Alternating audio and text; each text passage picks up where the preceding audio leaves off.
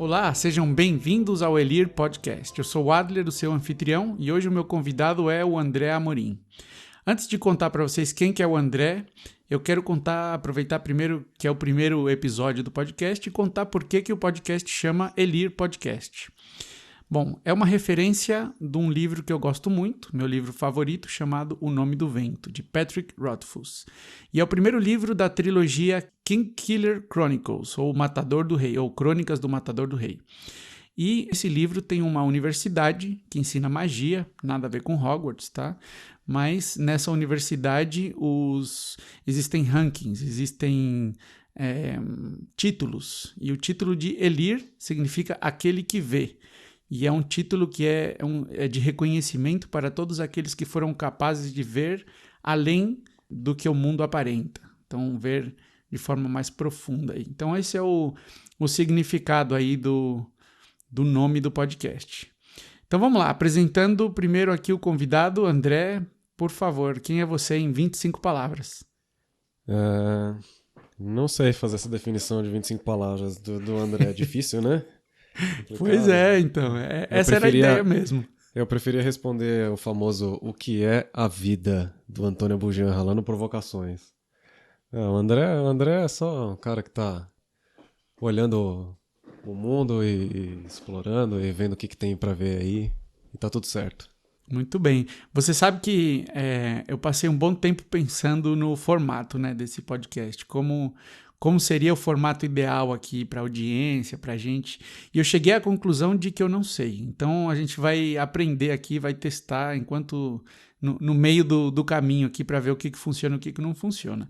A única coisa que eu acho que seria legal é que cada um trouxesse um assunto em particular que gosta, o que quer conversar, e a gente toma um turno de cada um aqui para ir conversando sobre os assuntos. Eu tenho um assunto surpresa aqui, mas eu sei que você não preparou nada, mas tem alguma coisa que quer conversar? Até por ser o primeiro, né? Não, Exatamente. eu aceito, desafio aceito. Vamos lá. Beleza. Então, assim, a gente comentou outro dia ali sobre o paradoxo de Fermi, né? É uma das coisas que me interessa bastante, e como você também sabe do que se trata, acho que seria legal a gente começar por aí. E eu tenho aqui uma listinha de umas 2 ou 3 coisas mais para a gente falar. Mas vamos lá, começa aí. Qual que é a sua definição do paradoxo de Fermi e por que você acha que a gente não passou ou vai ou não passar do grande filtro? Vamos lá. Então, rapaz, o paradoxo de Fermi é um assunto que foi a primeira vez que eu ouvi ele há alguns anos numa matéria no Gizmodo, inclusive, famoso Gizmodo. E é um texto imenso, é um texto enorme, mas eu não conseguia parar de ler porque o assunto é extremamente interessante. O paradoxo de Fermi, que esse senhor Fermi aí, né, que criou, basicamente é a pergunta ali que a gente se faz há muito tempo, né? A gente está ou não sozinho no universo? Né? Existem ou não extraterrestres? Né? Ou, basicamente, um resumo essa questão do grande filtro que você falou. Né? Então, para a humanidade, né? Ou se existe ou não outras civilizações, etc., existem alguns caminhos. Né? Ele classifica a gente ou como muito especial ou como nada especial. Se a gente... Vamos dizer... Estatisticamente, eu acho que a gente não é especial, né? O que existe de especial em nós em relação à vasta quantidade de estrelas e planetas que existe no universo? O que seria especial sobre a gente nesse caso? A questão do grande filtro, né? Existe a teoria que diz que ou a gente passou por um grande evento, ou a gente não passou ainda por esse grande evento, ou a gente está muito próximo que esse evento aconteça e que só a gente ou sobreviva a ele, e a gente seja a única espécie viva no universo, né? Da forma que a gente entende como vida, viva, ou a gente está muito longe ou muito perto desse grande evento e que vai simplesmente aniquilar a nossa existência. E esse é o famoso grande filtro. E aí tem a questão de, caso a gente seja muito especial e a gente tenha passado, e a gente ser simplesmente o primeiro, essa é uma das respostas de que não existe vida no universo além da nossa. Nós somos os primeiros. Eu tenho uma lista aqui de refutações para o grande filtro, tá?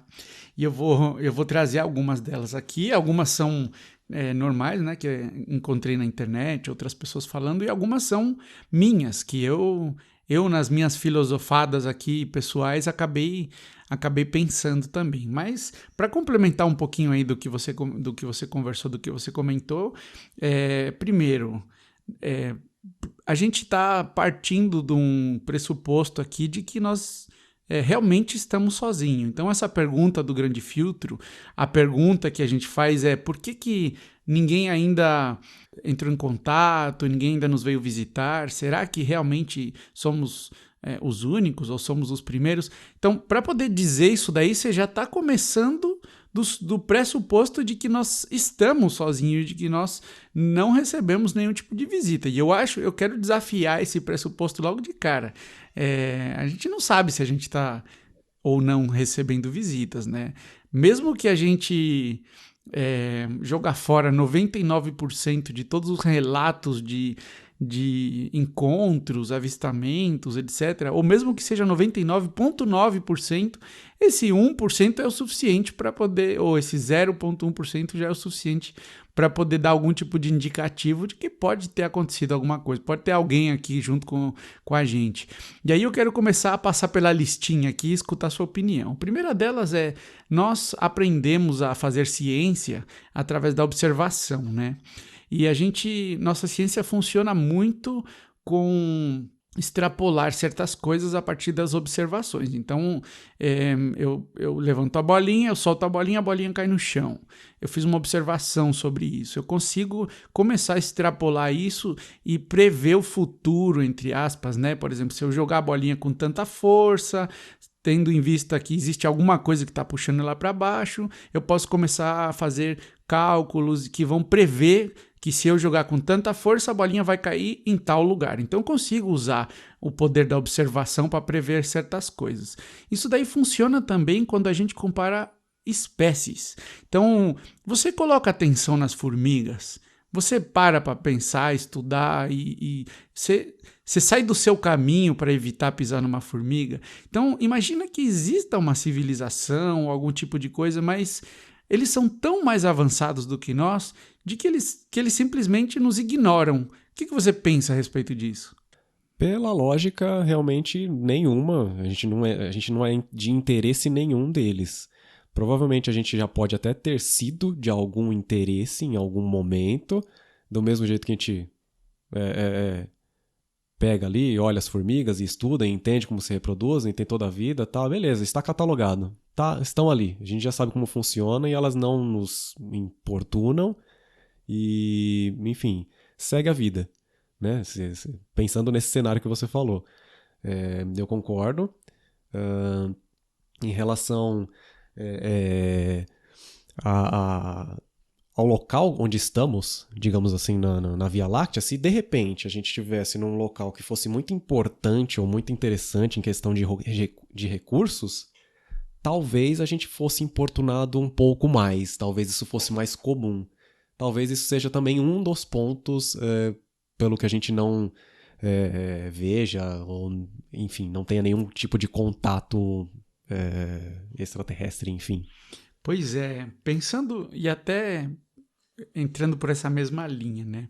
Então vamos trabalhar com duas hipóteses aqui. A primeira hipótese é que nós realmente não fomos contactados ou contatados até o momento. Então a gente só escutou silêncio, não existe prova, nunca houve nada. Então se a gente vamos navegar essa hipótese primeiro, depois a gente vai para outra, que é realmente, sim, a gente tem gente visitando o tempo inteiro e a gente vai pensando por esse lado. Mas vamos pela primeira aqui. Então, se realmente não chegou ninguém, eles podem estar ignorando, né, por essas razões que a gente comentou, mas pode ser que a complexidade deles exista, mas seja uma complexidade diferente da nossa, ou viva num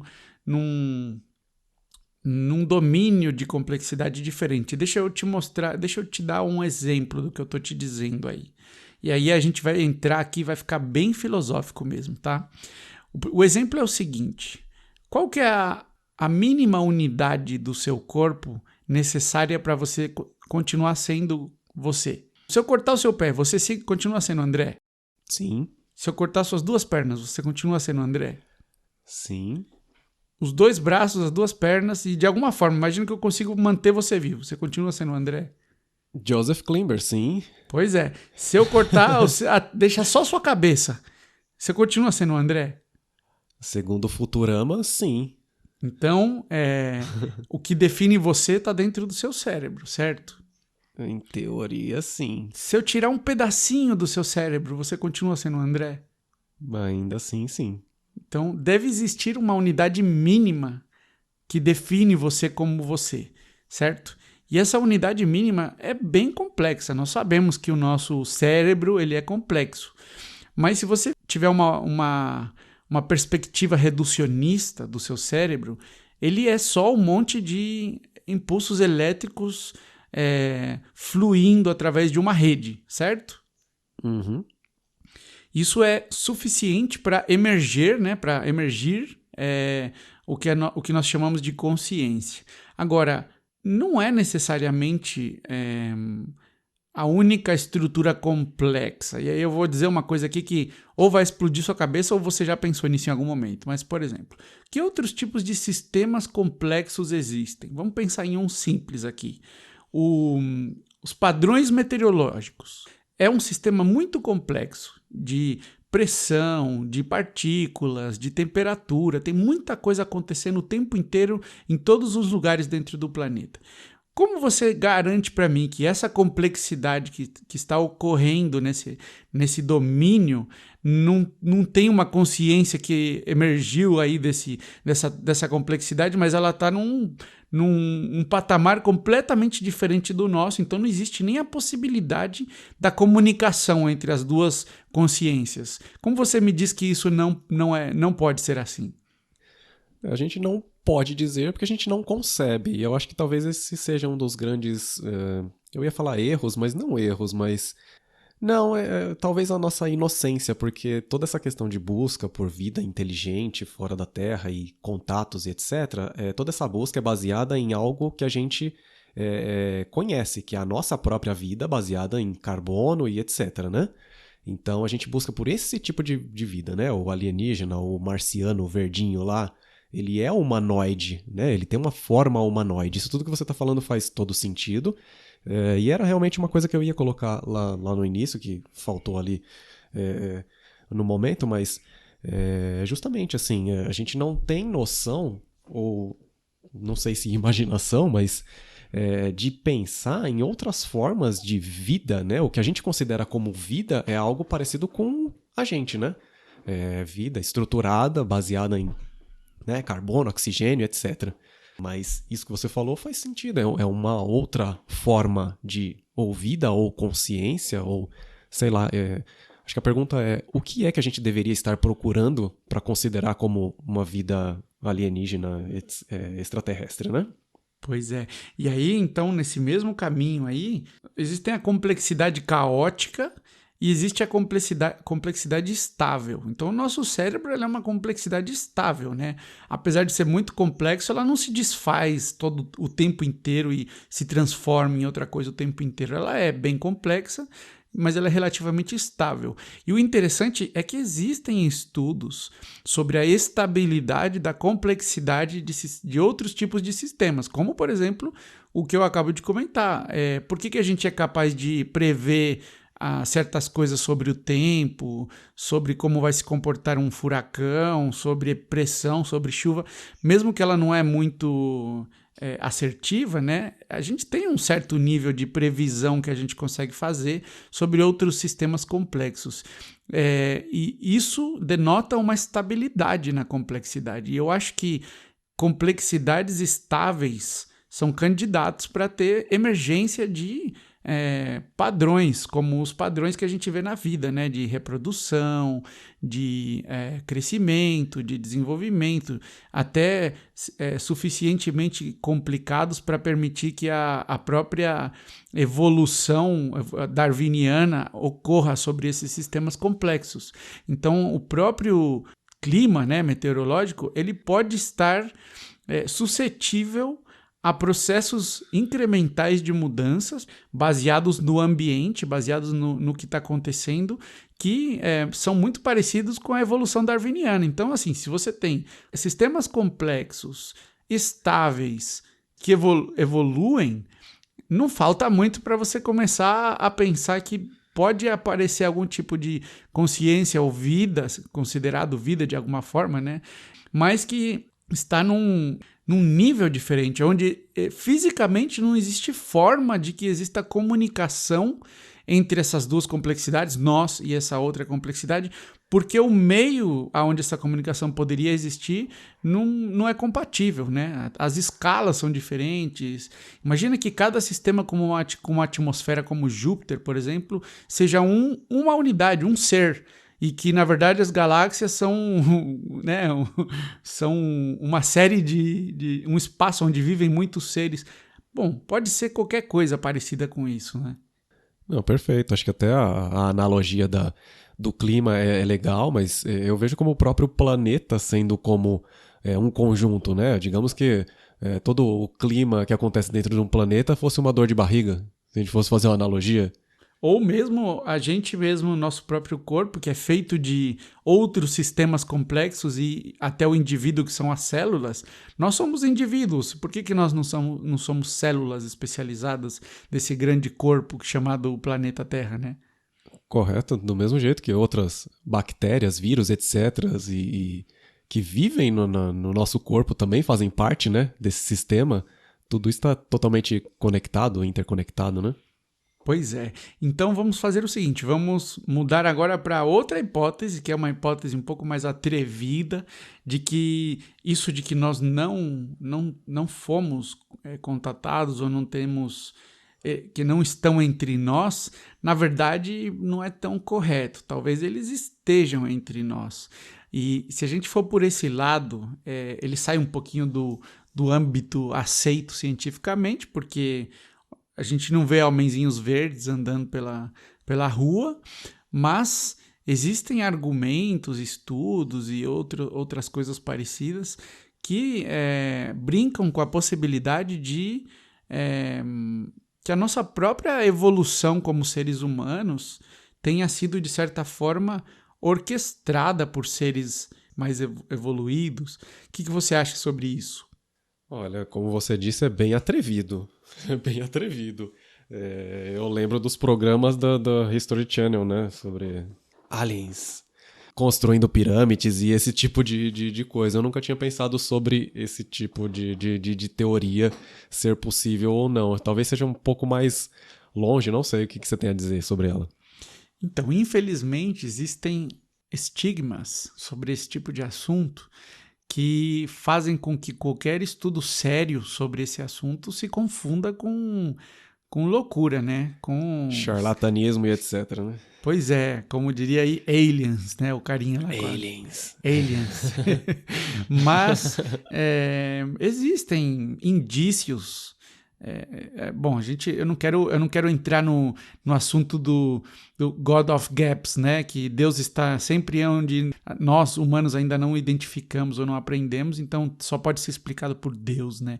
Então existem o mesmo argumento para os aliens, né? Se a gente ainda não sabe, deve ter sido aliens. Então, assim, eu não quero entrar nesse ponto, mas, por exemplo, existem argumentos aí de que não precisam nem ser aliens, podem ser humanos, a nossa própria espécie, só que muito mais antigos e muito mais, como eu vou dizer, eu tive olhando uma teoria parecida com esse outro dia, que na verdade, assim, as naves, as coisas que a gente vê, somos nós mesmos, só que alguns milhares de anos mais avançados, vamos dizer assim. E o que eu quero dizer com isso? Bom, se a gente pegar a própria idade da humanidade, né?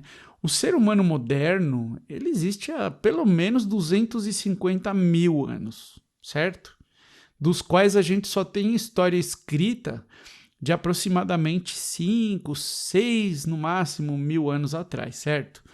O que aconteceu entre os 250 mil anos que o homem moderno, Homo sapiens, do jeito que a gente é agora, nesse momento, existiu até os 5 mil anos onde a gente tem a história escrita. O que você acha que aconteceu nesse período? Eu diria que, inclusive, até mais. O que ocorreu entre os 250 mil anos e os 14 bilhões de anos do universo? Então, por mais que pareça mais história de ficção científica, esteja mais próximo da ficção científica essa teoria, realmente existe um gap gigantesco aí que cabe. Essa teoria até cabe. Não, e quando você vê certos eventos que praticamente apertam o botão reset na humanidade, você vê que pode acontecer de ter existido outras civilizações aqui mesmo e que foram simplesmente obliteradas por eventos como meteoros. Por exemplo, a Lua. A Lua se formou desde a colisão de um planeta parecido com o Marte, ou quase do mesmo tamanho que Marte, junto com o planeta Terra. Essa colisão gerou um pedaço de planeta que saiu voando e que acabou virando a Lua. Esse planeta protolua, antes da Lua, esse planeta Terra antes da Lua, quem não vai dizer que existiu alguma coisa ali e que foi simplesmente obliterada por essa colisão? Não tem como saber. Provavelmente, se tinha algum indício de humanidade ou de qualquer outra espécie vivendo nesse planeta, desapareceu há milhões de anos. Então, assim, tem muita história perdida. Quantas vezes nós tivemos impactos de meteoros e coisas assim que realmente praticamente obliteraram a vida na Terra e ela voltou a surgir. A gente teve, sei lá, pelo menos 6 extinções em massa, só que a gente consegue contar olhando crateras e coisas assim, né? Então, as possibilidades estão aí. Aí, por exemplo, outra pergunta aqui junto para jogar a bola de volta para você. Você sabe que a civilização mais antiga que a gente tem conhecimento são os sumérios, né? Eles já tinham cidades, eles já não eram mais hunter-gatherers, né? Eles não eram mais nômades, eles já tinham cidade e eles viveram aproximadamente 5 a 6 mil anos atrás. Só que existem indícios de até 12 mil anos atrás de civilizações capazes de esculpir pedra, de fazer arte, então joias encontradas. Inclusive, eu vou até falar uma linha do tempo aqui mais para frente, mas eu quero escutar um pouquinho de você primeiro. Sim, a gente tem registros históricos de outras civilizações. A gente não tem tantos registros tão precisos quanto os dos sumérios por conta até dos registros que eles deixaram escritos, né? Escrita cuneiforme, né? Que a gente já bem conhece aí. A humanidade já vem tentando, né? Ou já vem evoluindo nesse formato, né? De cidades, etc. há alguns milhares de anos. Obviamente, também, né? Por conta da falta de registro, a gente não sabe exatamente como que se deu, né? Essa interação entre esses povos, mas existia muita disputa, né? A gente sabe que existia muita disputa e acabava tendo algum tipo de extinção, guerras e brigas e etc. que acabavam não permitindo melhores registros, né? Pois é, e assim, é um pouco de stretch, né? Um pouco de esticar a imaginação aqui para começar a teorizar sobre isso. Mas eu trouxe aqui uma pequena timeline aqui de eventos, né? Então, 315 mil anos atrás é a idade aproximada, ou a data aproximada do Homo sapiens. Então, quando você pensa no Homo sapiens, você está olhando um cara que você poderia olhar na rua aqui e reconhecer. Não tem nenhuma diferença física entre esse cara de 315 mil anos atrás e você. Tá? Então, só de pensar que são 315 mil anos que as pessoas são do mesmo jeito, isso aí já me dá calafrios. Mas então aqui vamos lá.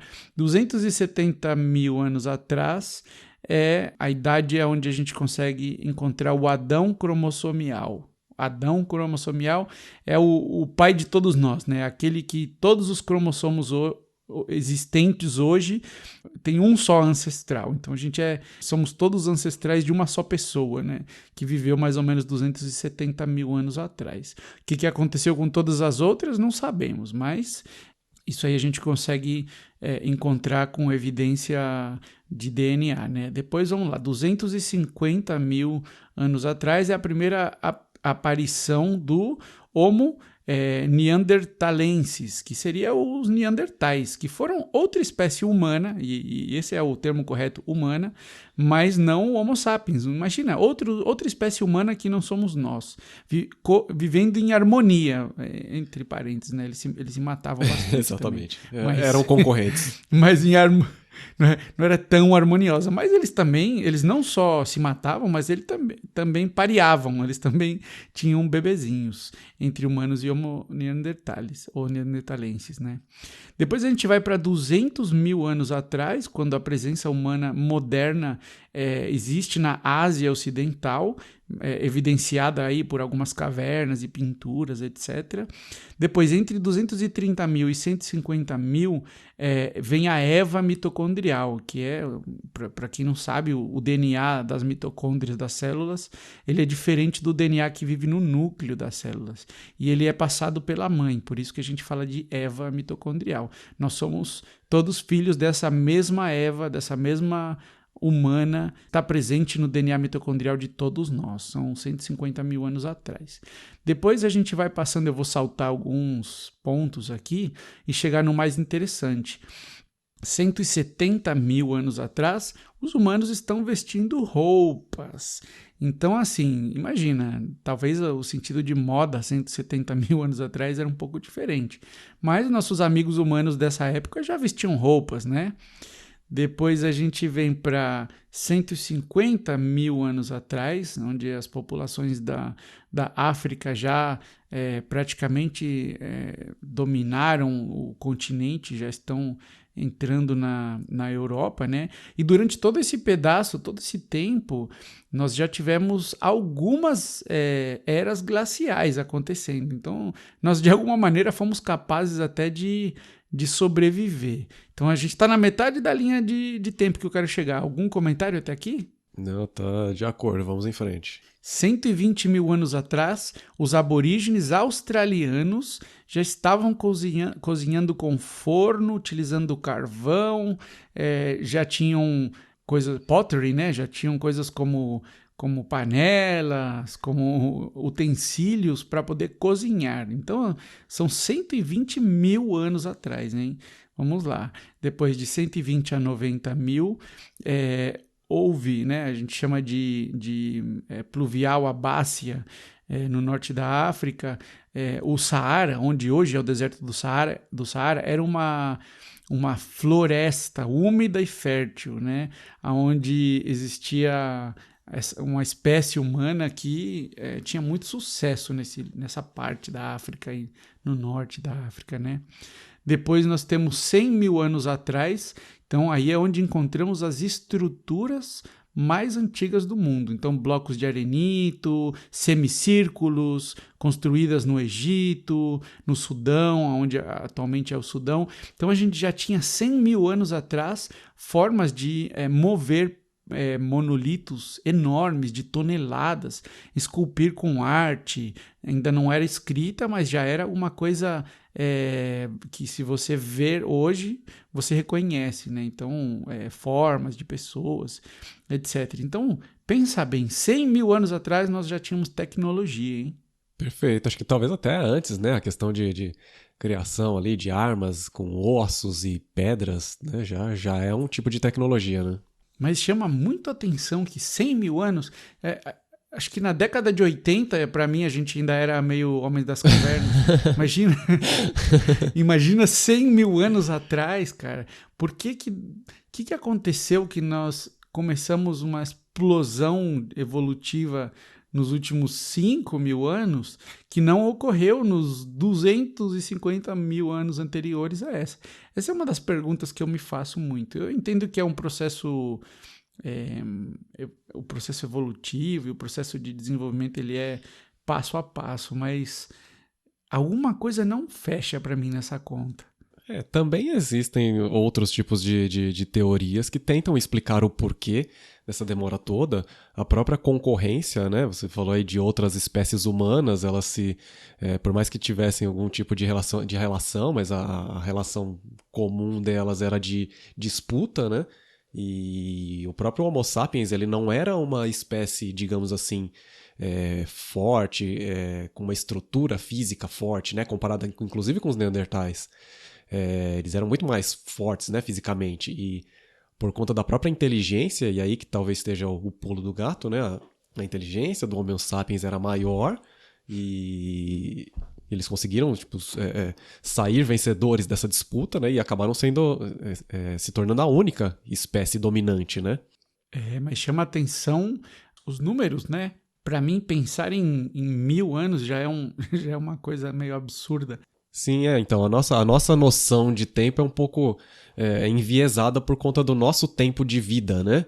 A gente pega 100 mil anos, eu fico abismado quando é possível ver registros escritos numa pedra de 100 mil anos atrás, numa caverna escondida, não sei o quê. Você olha, é muito tempo você olhar para o passado, né? Para mim é uma coisa impressionante. Mas em relação à evolução, ou digamos, a falta de evolução nesse período, acho que talvez tenha muito a ver com isso, né? Do desenvolvimento da própria tecnologia, né? Aos poucos, e ela é exponencial, né? Então você desenvolve uma coisa hoje, então para você comunicar que você inventou o fogo hoje, que você dominou a invenção do fogo hoje, para você espalhar esse conhecimento com baixíssima tecnologia de comunicação, ou até aquilo ficava muito preso, né? Digamos assim, tribos era esparso esse conhecimento, né? E você constrói conhecimento em cima de outro conhecimento, né? Então, esse tipo de desenvolvimento talvez explique o porquê da demora dessa evolução, né? E aí você fala, nos últimos 100 anos a gente avançou comparado aí com os últimos milênios, 2, 3, 4, 5 mil milênios. Essa é uma das formas de explicar o porquê da demora desse período todo com pouquíssima evolução tecnológica, né? É incremental, né? A gente sempre utilizando, parado nos ombros dos gigantes para começar, né, avançar. Mas então, pensa bem, 82 mil anos atrás, os humanos já tinham joias. Eles já estavam construindo joias, eles já estavam fazendo adornos pessoais. Então, para você ver, para alguém se preocupar com adorno pessoal, se a gente traz a nossa famosa pirâmide de Maslow aí, o cara ele não está passando fome para ele se preocupar em fazer uma joia, né? Então, Ele tá no primeiro plano, ele tá no primeiro nível lá já. pois já era provavelmente já tinham resolvido muitos dos problemas de sobrevivência para começar a pensar em adorno pessoal, né? Então a gente vai lá, 70 mil anos atrás, houve uma separação entre os povos africanos subsaarianos e todos aqueles que já tinham migrado para a Europa. Essa grande separação provavelmente foi ajudada por uma era glacial, e aí essa separação acabou durando outros milhares de anos sem comunicação em absoluto entre os povos que estavam na África e os povos que estavam em outros lugares do mundo, né? Depois a gente tem 75 mil anos atrás a super erupção, né, do vulcão Toba. Basicamente, praticamente eliminou toda a população humana da Terra nesse evento. Se estima que sobraram somente 15 mil pessoas depois dessa super erupção desse vulcão. E imagina, 15 mil pessoas no mundo inteiro. A gente teve que nascer de novo, né? Começar do zero. Se já tinha conhecimento acumulado, se já tinha civilização, se já tinha o que for, perdeu-se tudo, né? Praticamente tudo se perdeu e a gente teve que voltar à Idade da Pedra praticamente de novo e começar de novo, 75 mil anos atrás. Exatamente. Num lugar hostil já era difícil, né? Sobreviver ali, imagina com mais drama em cima, né? Pois 70 mil anos atrás já temos exemplos de arte abstrata e arte simbólica dentro das cavernas. Então o pessoal já estava mandando ver ali nos Picassos, nas paredes ali, né? Então, e 50 mil anos atrás já existiam agulhas de costura, teares ou coisas parecidas com teares, e já existia o conceito de construir ou criar pano como forma de especialização. Então o cara, ele não é cada um tem que aprender a fazer o pano, cada um tem que aprender a caçar, cada um tem que fazer cada coisa. Você especializa partes da sociedade. Então você faz só pano, eu caço, você só cozinha. Então já existia indícios, né, de separação de responsabilidade há 50 mil anos atrás. Então, assim, eu vou parar por aqui, nos 50 mil anos atrás, porque se a gente já tinha separação de responsabilidade, por que não pensar que já existiam humanos aprendendo a viver em sociedade e outras coisas, não? Eu não vou entrar em teorias conspiracionistas aqui, mas não acho tão exagerada as teorias que falam que talvez nós tivemos algumas civilizações um pouco mais avançadas que simplesmente foram limpadas da face da Terra por eventos naturais. Isso a gente está falando só da Terra, né? Esses eventos que a gente consegue mapear de certa forma que aconteceram aqui, né? Era glacial, algum vulcão que dizimou 95% da população mundial.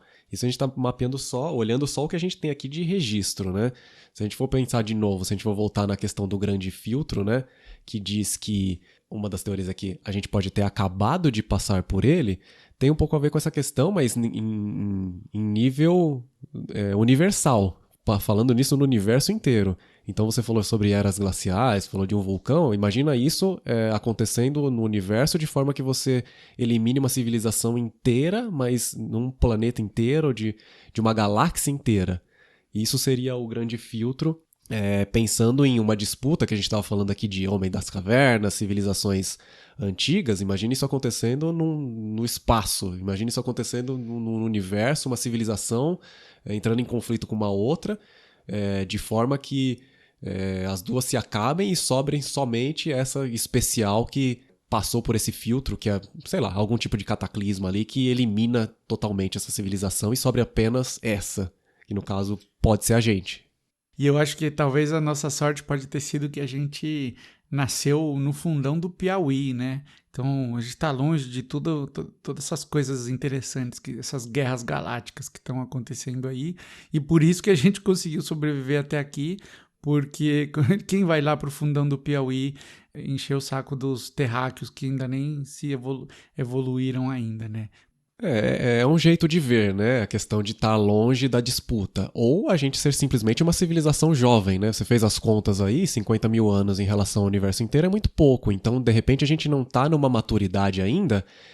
Aliás, com certeza a gente não está numa maturidade ainda de começar a explorar o universo, para começar a pisar, digamos assim, pisar nos calos de uma outra civilização, porque a evolução, digamos, natural seria a gente começar a sair do planeta e começar a colonizar o restante. Da mesma forma que a gente coloniza outras populações dentro do nosso planeta, e essa é a história curta que a gente tem assistido até o momento, o próximo passo seria colonizar outros planetas, né? Elon Musk está começando a puxar a conversa aí de ir para Marte. Ele vai ser o cara que vai despertar a ira dos nossos vizinhos alienígenas aí, vão vir tudo aqui bater na gente porque ele está querendo evoluir a nossa espécie. O engraçado é que isso tudo vai estar registrado no Twitter, né?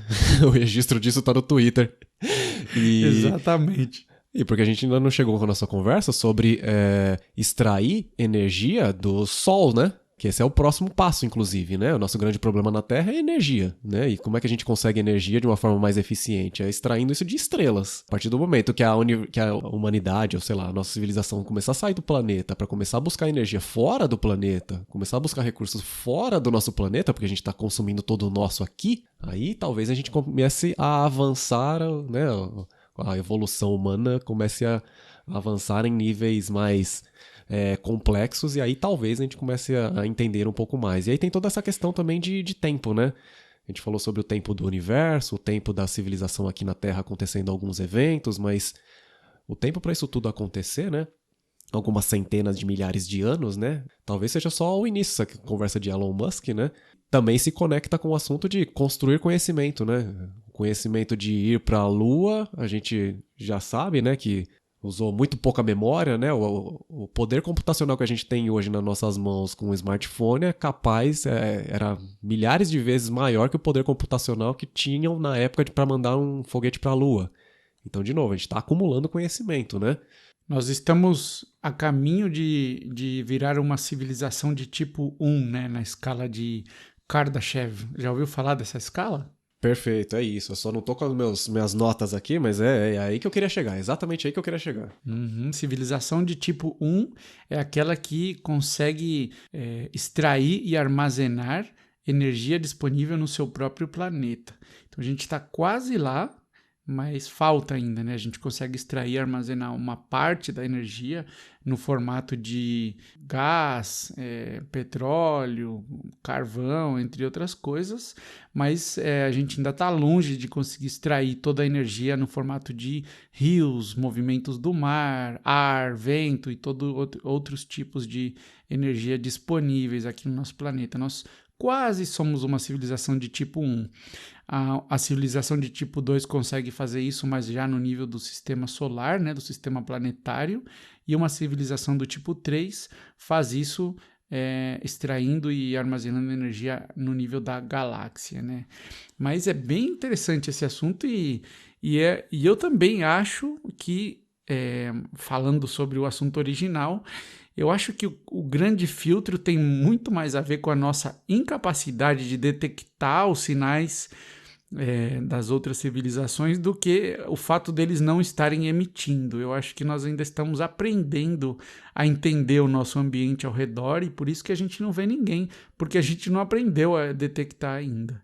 Eu concordo totalmente, apesar de ter os lados, né, da questão do grande filtro, da gente ser a única ou da gente estar próximo de um grande filtro e em breve a gente vai ser simplesmente eliminado.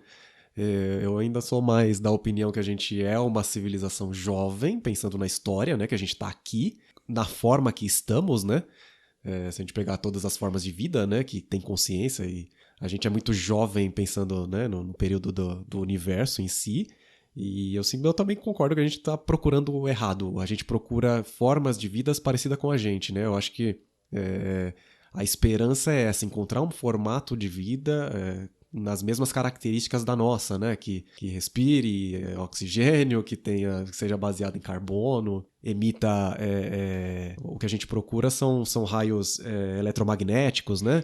A gente procura sinais parecidos com os mesmos que a gente emite, né? Daqui da Terra para fora. A gente procura esses mesmos sinais vindo de fora, né? E pelo menos os registros mostram que a gente não encontrou nada parecido. Nós estamos buscando baseado nos nossos sentidos, né? Nós vemos, nós escutamos. Então, assim, quais são os sentidos de maior alcance que nós temos? É detectar ondas eletromagnéticas no formato de luz, e essa é a única forma que a gente tem de receber algum tipo de input do universo exterior. Mas isso é porque nós evoluímos para poder enxergar, né? Para poder detectar a onda eletromagnética no formato de luz, e é a única forma que nós conseguimos absorver qualquer tipo de sinal vindo de fora. Mas quem garante que é o único tipo de sinal que existe, né? A gente está limitado pelos nossos próprios sentidos. A forma como nós pensamos está baseada naquilo que a gente consegue detectar com os nossos sentidos. E as máquinas que nós construímos, apesar de melhorar os sentidos que nós já temos de forma exponencial, ela está limitada na criatividade, né? Porque pensa numa cor que você nunca viu. Impossível, você nunca viu, então você não consegue pensar nela. É a mesma coisa, pensa num sentido que você não tem. Então é difícil abstrair. O 7º sentido dos Cavaleiros do Zodíaco. Pois é difícil abstrair, exatamente, né? Então, provavelmente a gente vai demorar ainda, e eu acho que o próximo passo é justamente pegar uma ajudinha aí em uma das tecnologias que nós estamos construindo para suprir essa parte que é deficiente na nossa criatividade, que são as inteligências artificiais, que provavelmente vai ser o tema da nossa próxima conversa. Legal, legal. Mas eu acho que tem um pensamento oculto nessa última frase que você falou aí, em relação aos nossos sentidos e o que a gente busca olhando para fora do planeta. O pensamento é que a gente realmente não faz noção da palavra infinito, né? O universo sendo infinito, e toda essa questão que a gente conversou aqui sobre outras formas de vida, você citou aí o próprio clima como uma forma de consciências, é super interessante, mas a gente não tem essa noção da questão do infinito. A gente olha para fora, a gente constrói máquinas, a gente faz tudo que a gente faz hoje baseado nos nossos sentidos para completar o que a gente precisa e para continuar vivo. Se a gente está falando aqui de extrair energia de outras estrelas para poder, no final é para poder manter a nossa própria forma de vida funcionando e se perpetuando. Essas outras formas de vida que a gente não faz ideia que possam existir e que talvez já estejam aqui, a gente simplesmente não esteja vendo, ou a gente já esteja recebendo sinais e a gente não esteja captando simplesmente por conta das nossas limitações, é porque essas outras formas de vida necessitam de outras coisas que não são interessantes para nós, que não são úteis para nós. Então a gente pode conviver, a gente pode simplesmente não saber que essa outra forma de vida simplesmente existe, porque a gente não tem nenhum tipo de conflito, digamos assim. Nós estamos olhando para nós mesmos ainda, né? Exatamente. Nós ainda olhamos para o resto do mundo e do universo com o prisma da nossa própria existência, né? Procurando tudo aquilo que se parece a nós, tudo aquilo que se comporta como nós, que tem os objetivos que nós temos, sendo que nós vivemos em um planeta que tem outros tipos de vida que aqui mesmo já são completamente diferentes de nós, né? E nós pensando que a vida inteligente vai ter mãozinhas com dedinhos, sendo que até mesmo aqui nós temos animais, temos outros tipos de vida que não tem nada a ver com a forma como nós operamos e que a gente não está nem tão interessados assim de entender como que eles se comunicam, o que eles pensam, etc. Né? Exatamente, é só ir pro fundo do mar, né? Que tem cada coisa lá que a gente não faz nem ideia, né? É exatamente isso. Então... é lá onde mora o Cthulhu, o Kraken. E a gente nem chegou neles ainda, hein? Tá querendo ir pra fora. Mas é isso, assim. Eu acho que, eu acho que na verdade, a visão que precisa ter é que a humanidade, sendo a consciência, né, que tem do próprio planeta, é o grande responsável, né? Por manter isso tudo do jeito que tá e para todas essas outras espécies, né? Se for pensar dessa forma, né? Nós ainda somos bebês. Temos muito que aprender ainda para começar a estar habilitados para poder buscar outras formas de vida. Eu acho muito mais provável que eles nos encontrem primeiro do que nós os encontremos. Eu também acho totalmente, e eu diria mais. Eu diria que nessa forma de pensamento é bom que eles não nos encontrem. A gente não vai ter a mínima chance. A gente vai ser simplesmente um formigueiro no meio de uma estrada. A gente não vai ser simplesmente nada. Exatamente, é isso aí. Bom, eu vou fechando por aqui a nossa conversa. O podcast tem que ter mais ou menos aí a duração de 1 hora. Quero deixar o espaço aqui, quer dar algum recado, fazer algum jabá, fazer alguma coisa? Não vou fazer jabá hoje não, vamos deixar para o próximo. Eu gostei muito do papo, espero estar presente nos próximos aí. Muito legal o formato e até a próxima. É isso aí, muito obrigado, até a próxima.